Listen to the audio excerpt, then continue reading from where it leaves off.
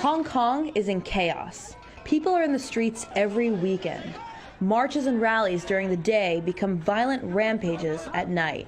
They wear masks. They barricade roads and destroy public property. They set fires in the street. They collect bricks from the sidewalk and throw them at the police.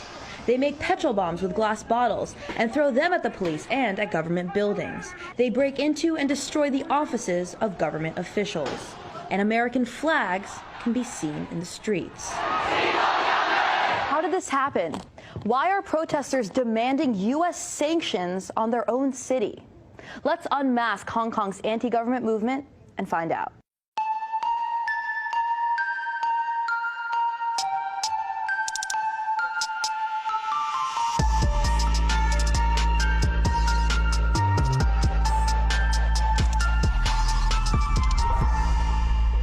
The first massive march happened in June of 2019, following a law change proposed by Chief Executive Carrie Lam, who said she didn't receive any instructions to do so from Beijing.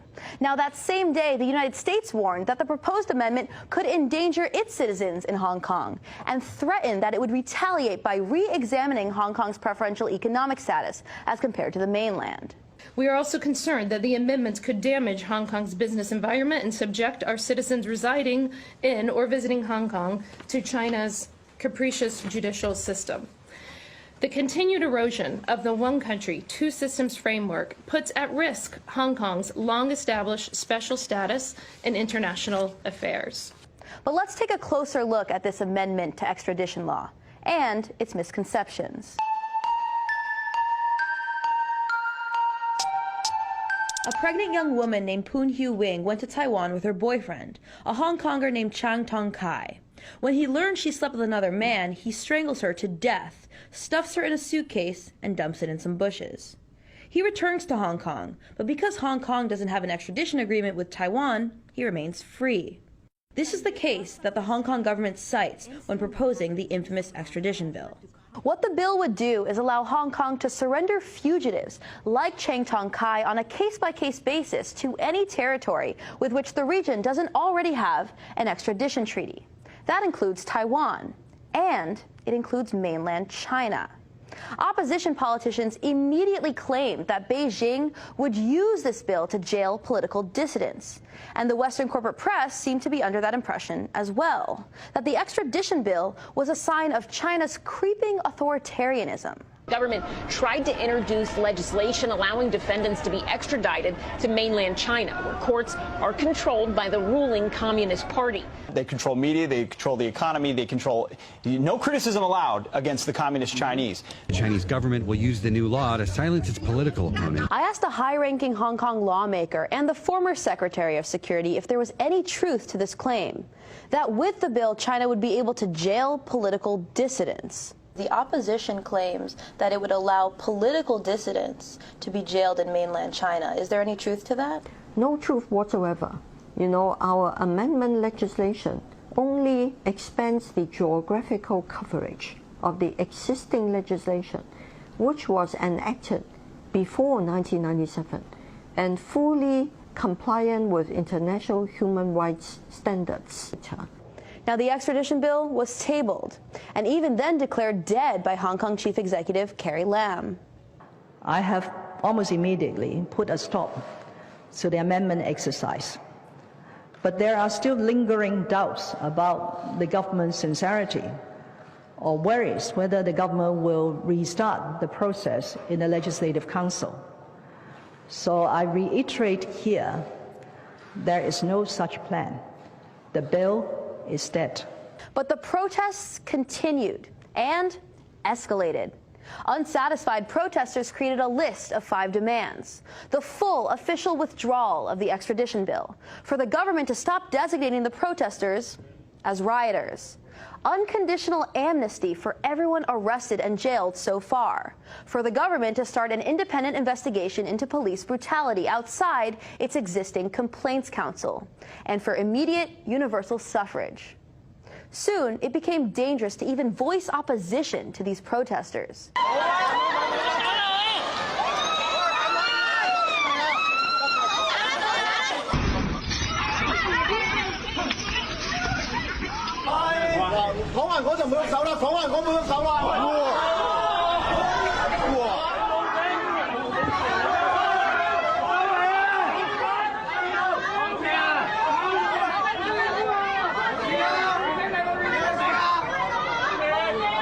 Western politicians became very vocal about their support for these demonstrations. The United States stands with the democratic protesters in Hong Kong. The protesters in Hong Kong have sent a stirring message to the rest of the world about the dreams of freedom and justice. In Hong Kong, these are protesters who are simply seeking liberty and freedom.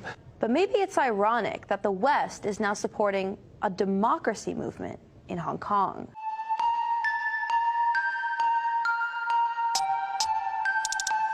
In the late 1700s, the British East India Company, the largest transnational corporation of its time, was selling opium in China illegally. Millions of Chinese people became addicted, including large numbers of children. By the 1830s, British and American entrepreneurs were getting rich selling opium to these Chinese addicts. And when the Chinese government ordered them to stop, the British invaded, sending gunboats to Chinese ports and blockading the Pearl River. The British destroyed Chinese warships and looted entire cities. And once China was defeated militarily, China was forced to sign this treaty in 1842. It's the first of what the Chinese call the unequal treaties. And it gave the British control over Hong Kong Island. After it took the island, it used this perfect port city to ship drugs more efficiently. Hong Kong was built on stolen land from the Opium Wars that Britain, the U.S., France, Germany, the great powers of the time, but particularly Britain, imposed on China. And it was a demand under the name of free trade to sell opium in massive quantities throughout China. And when China resisted that, there was an invading army that literally looted the capital, the major cities, the ports of China. During the entire British era, which lasts until 1997, there was a de facto kind of apartheid that existed in Hong Kong. Chinese people were treated like third-class citizens. Somehow it's been lost in this that Hong Kong was stolen from China by the British Empire as part of a broader attempt to actually weaken China as a major world power, which is maybe the most anti-democratic thing you could think of, right? An empire just coming in and just stealing a part of a country. In 1984, the Chinese and the British signed a joint declaration stating that China would resume its sovereignty over Hong Kong on July 1st, 1997, and that Hong Kong would exist under a policy called One Country, Two Systems. Britain's requirements for returning Hong Kong to China included no protections for democracy, but did, however, include protections for private property and provisions that Hong Kong would continue to operate as an outpost of Western capitalism. The two systems, one country, that was imposed or demanded by Britain, put into place and enshrined capitalist property relations in the harshest and strictest way. It means that 20% of the population is living in utter destitute poverty and no plan in place in terms of housing, jobs, and social development to really change this. Almost 15% of the population ranks as millionaires, 20% in utter poverty, and a huge middle grouping terrified of falling off the cliff. From 1843 to 1985, the year after the joint declaration, there were no elections of any kind, and the first direct election didn't take place in Hong Kong until 1991. It was at that time, after this Sino-British declaration, that they decided, well, we better introduce some elements of democracy. Now, prior to that, all officials in Hong Kong were just appointed by the Crown, so completely colonial, completely anti-democratic. What we see now, the current electoral system, the vast majority of that form of universal suffrage has been brought in post-1997. That is after the return of the sovereignty of the People's Republic of China. And it was directly connected to the idea that Britain wanted to create the illusion that, well, Hong Kong, the way we've run it, is democratic, as opposed to this undemocratic, authoritarian, communist government in China. But to fully understand the unrest in Hong Kong taking place today, we must look at Hong Kong's underlying social and economic inequalities, as well as its political landscape. Let's tackle the social and economic inequalities first. Although Hong Kong is known internationally as being very wealthy and prosperous, That's not the case for all its residents. Over 1.3 million people live under the poverty line here. Over 250,000 people live in what Soko calls inadequate housing. And over 40% of Hong Kong residents live in either public housing or subsidized housing. Soko is one of Hong Kong's largest social services organizations, and Silai Shan, a community organizer with them, showed us what some of these inadequate housing units look like these subdivided flats, and these caged homes. In a subdivided flat, your bed is your living space. Kitchens and bathrooms are shared, in this flat, by 24 people.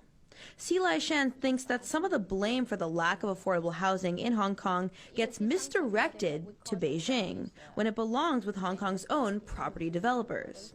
With the land reform, the resistance is mainly from within Hong Kong society. This includes property developers who control a lot of land. I spoke with Tek Chi Yuen, the former vice chair of the largest so-called pro-democracy party in Hong Kong, the Hong Kong Democrats. He says that he left that party because of its unwillingness to even have any dialogue with Beijing. He thinks that many Hong Kongers see democracy and government representation as their ticket to gaining better housing and living conditions.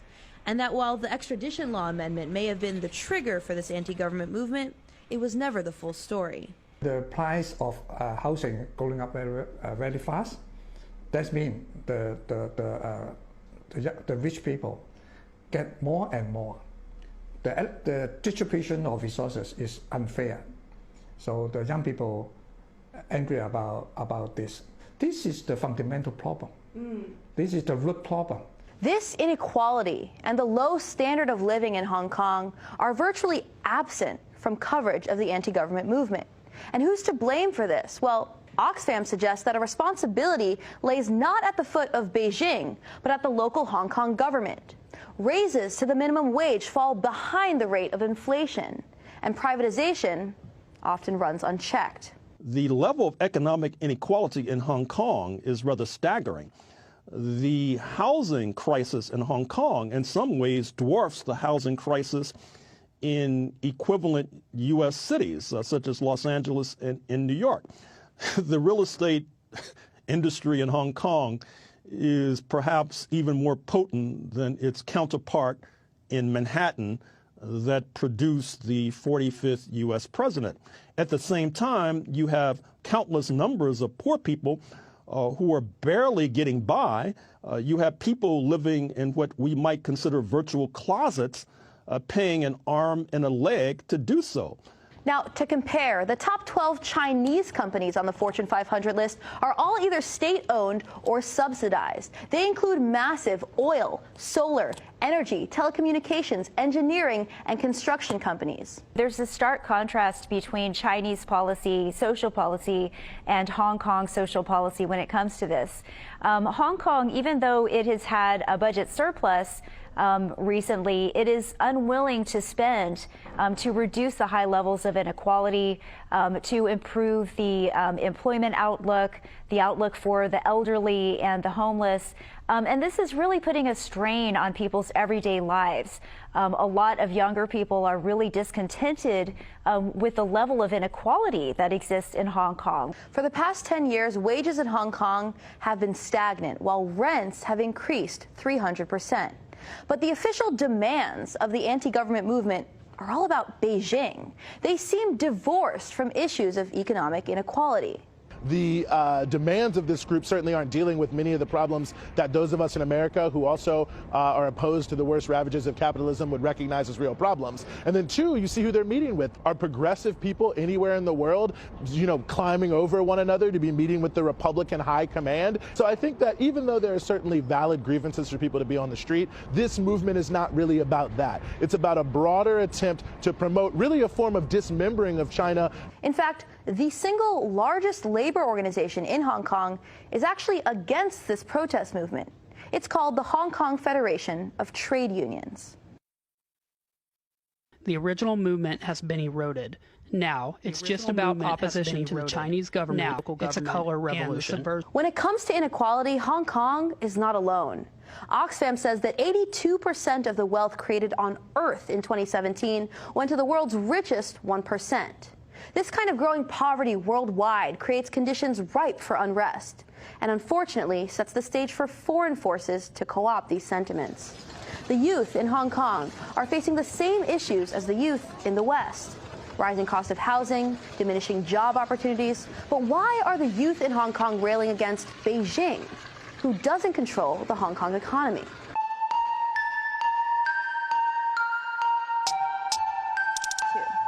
Although there seems to have been a conscious choice to brand this surge of protests as a leaderless movement, individuals, political parties, and organizations are giving this movement its direction. And U.S. officials and organizations are openly colluding with this opposition. At the center of this controversy is a man named Jimmy Lai. His media company owns one of Hong Kong's most widely read publications, Apple Daily. As protests were heating up this summer, Lai went to Washington, D.C. and met with U.S. Vice President Mike Pence, U.S. Secretary of State Mike Pompeo, and U.S. National Security Advisor John Bolton. He was also hosted by the Foundation for the Defense of Democracies, a neoconservative think tank that hosts a board of advisors that include 2 former CIA directors. Then in August, Lai was seen meeting in Hong Kong with a man named Christian Whiten, who worked at the U.S. State Department under both the Bush and Trump administrations. Here's Whiten on a podcast later that month. Causing this crisis for the Chinese Communist Party, for the government, at a time when we're, frankly, at a difficult point in negotiations. This is good for U.S. national interest. Also present at this meeting was Mark Simon, Jimmy Lai's so-called right-hand man, who's an ex-Navy SEAL with ties to the CIA, although he says he's not a spy. Another curious figure in the anti-government movement is Martin Lee, who was present at this August meeting as well. He's the founding chairman of Hong Kong's Democratic Party, the largest pan-democratic party, the clique of political parties in Hong Kong that's been called anti-China. Their policy basically is anti-China, and they do things which are really hurtful to the overall public interest of Hong Kong. The Pan-Democrats would go on to win 7 in 10 votes that November in Hong Kong's local elections, but Beijing says that the opposition and its young agitators were stopping people from going to the ballot box. Martin Lee's connections to Washington go back decades. As the current protest movement was heating up, Lee also took a Washington and met with U.S. Secretary of State Mike Pompeo. Lee is the recipient of a number of awards from U.S. institutions, including a 1997 Democracy Award from the National Endowment for Democracy. Although the NED is technically an NGO, it has received millions of dollars from the U.S. State Department. And critics of the NED point to the fact that one of its former presidents said it was created to continue the work of the CIA without the CIA's stigma. Additionally, NED co-founder Alan Weinstein admitted that a lot of what the endowment does today was done covertly in the past by the CIA. I asked Lee about his party's alleged ties to the U.S. government. We have been very careful. We don't take overseas donations because that's not allowed with any foreign political party or political group. It may be illegal for a party to take money from a foreign government, but from a foreign non-governmental organization, that's another story. That's not illegal, definitely. There are gray areas, An NGO, giving money in the cause of promoting democracy, there's nothing we can do about it. There's also nothing to be done about donations from individuals. Individuals like Jimmy Lai, who donated to the Hong Kong Pan-Democratic Camp to the tune of millions. Then there's Joshua Wong, who appears in the press as a leader of this protest movement. Wong became the face of the anti-China movement in Hong Kong several years ago, and both he and Martin Lee have been honored by Freedom House, a subsidiary of the NED. Wong has met with Nancy Pelosi, Marco Rubio, and was most recently spotted meeting with a U.S. State Department official in July. The National Endowment for Democracy takes U.S. taxpayer money. It literally funds foreign political parties. It gives training to people who end up, going on violent rampages through the country. It literally funds the salaries of foreign politicians. It brings them over to meet with Mike Pompeo.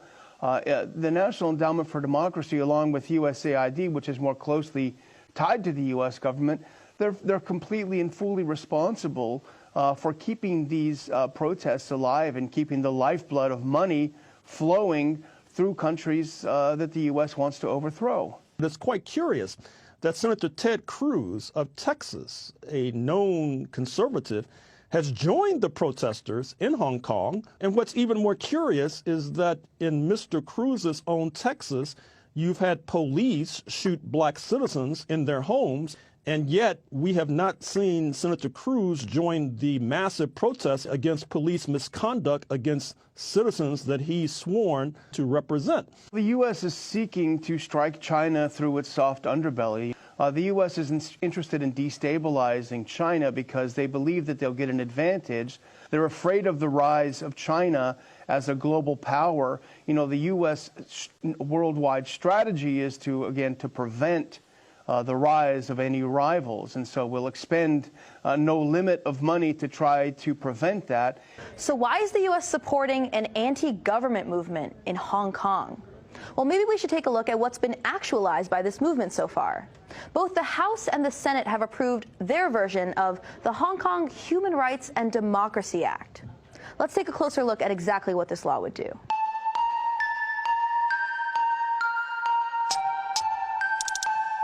The Hong Kong Human Rights and Democracy Act claims to support the democratic aspirations of Hong Kongers. But what it really does is lay the groundwork for further U.S. sanctions and intervention. For one thing, the bill cites the International Covenant on Civil and Political Rights, which is a treaty that China has yet to ratify. That means it's not legally binding under international law. The bill also cites Hong Kong Basic Law 45, the provision of Hong Kong's law that states that the ultimate aim is the selection of the chief executive by universal suffrage. The United States says it wants Hong Kong to follow Basic Law 45. But any examination of Basic Law 45 reveals that implementing such universal suffrage should be done in light of the actual situation in Hong Kong. Still, the Hong Kong Human Rights and Democracy Act threatens to punish China if it doesn't accelerate this timeline. The bill also threatens sanctions if Hong Kong does follow Hong Kong Basic Law. It says the U.S. will sanction Hong Kong if the Hong Kong government enacts a new law regarding national security pursuant to Article 23 of Basic Law. Article 23 of Basic Law gives Hong Kong the authority to prohibit acts of treason and subversion against China. It also prevents foreign police from conducting political activities and Hong Kong political parties from establishing ties with foreign political parties. Additionally, the Hong Kong Human Rights and Democracy Act mandates the president to make a list of people for the U.S. to blacklist from entering the country. It gives the U.S. the authority to seize the assets of anyone on this list, Chinese or otherwise. And anyone who tries to get around the U.S. confiscating their possessions can be fined by up to $1 million US. It's for this reason the Hong Kong Human Rights and Democracy Act has been called a money grab. What's more, the bill states that protesters in Hong Kong won't have any problems getting U.S. visas, regardless of what crimes may have been committed. Why is Congress proactively informing Hong Kong citizens that they could get a U.S. visa regardless of what crimes have been committed? Why is Congress trying to punish China for violating a treaty that isn't legally binding, and Hong Kong for enacting its own laws? Why is this bill trying to force China to accelerate its own timeline for granting Hong Kong universal suffrage when no timeline is provided by Hong Kong Basic Law? And why does Congress want to allow foreign influence in Hong Kong? What is the aim of this sanctions vote? It really is an effort to totally sabotage Hong Kong. Demonstrators, they're not demanding democracy. Imagine, they're demanding sanctions on their own city. Sanctions everywhere in the world is economic warfare, and it's strangulation. Why on earth would anyone in Hong Kong make a demand that sanctions be passed on Hong Kong? There is an agenda. They may not be aware. These are young people without a future, and that's because of what has been imposed on them from the West. You know, in the late 90s, the U.S. passed the Iraq Freedom Act, the Syria Freedom Act, the Libya Liberation Act. What legislation like this is meant to do is to establish a baseline upon which to build and to get further and further down the road of U.S. intervention and sanctions. The Chinese economy has been growing 3 times faster than the United States for the last 30 years. The standard of living of the average Chinese worker has been growing much, much faster than anything that the average American worker experiences. The Chinese have figured out how to do the thing that is the most urgent need of the people of this world, which is to stop being poor and to become comfortable and to have a modern industrial economy. They are doing that. They are the ascending power in the world. Everybody knows that, and that means they challenge the United States because our dominance, the dominance of the United States, which has been in existence roughly a century, is now heading down. The Hong Kong Human Rights and Democracy Act is now law. Beijing may soon send in troops to act as peacekeepers to make sure the city doesn't destroy itself. But in Hong Kong, tourists have disappeared. The city's economy is grinding to a halt. Against the backdrop of an unprecedented economic war between a now dominant United States and a rising China, Hong Kong's future hangs in the balance.